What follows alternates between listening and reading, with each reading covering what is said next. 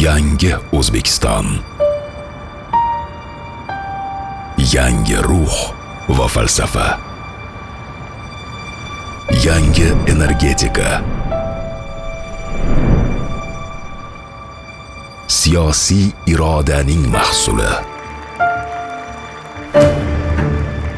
Bugungi loyihalar bundan 8 yil avval energetika sohasida boshlangan keng ko'lamli islohotlarimizning uzviy davomidir.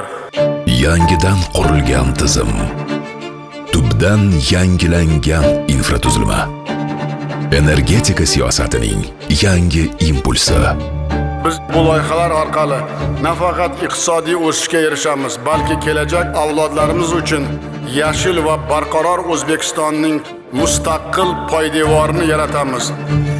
Sohaning shiddatli o'sishi, tarixda bo'lmagan sarmoyalar va misli ko'rilmas natijalar. Biz kelgusi taraqqiyotimizni yashil iqtisodiyot rivojlanishida ko'rmoqdamiz. Bularning barchasi inson qadri uchun.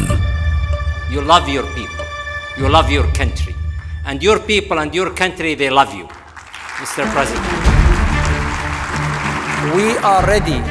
Janob Prezident, biz qayta tiklanuvchi energiya ulushini 54% ga yetkazish haqidagi orzungizni ro'yobga chiqarishga tayyormiz.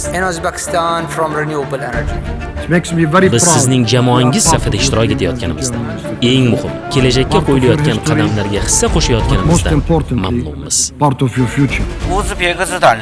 O'zbekiston xalqi energetika infratuzilmasini rivojlantirishda, iqtisodiy va ijtimoiy taraqqiyotda yangi va salmoqli yutuqlarga erishdi. Qayta tiklanuvchi energetika va energiya saqlash tizimlarini joriy etish bo'yicha O'zbekistondek tez harakat qilgan mamlakat yo'q.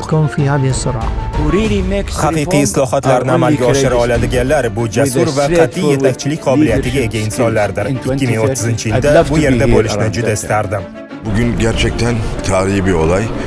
O'zbekistonning Bu haqiqatdan ham tarixiy voqea. O'zbekistonda shamol, quyosh va elektr stansiyalarining qisqa muddatda foydalanishga topshirilishi Prezident Shavkat Mirziyoyev va uning jamoasining katta muvaffaqiyati.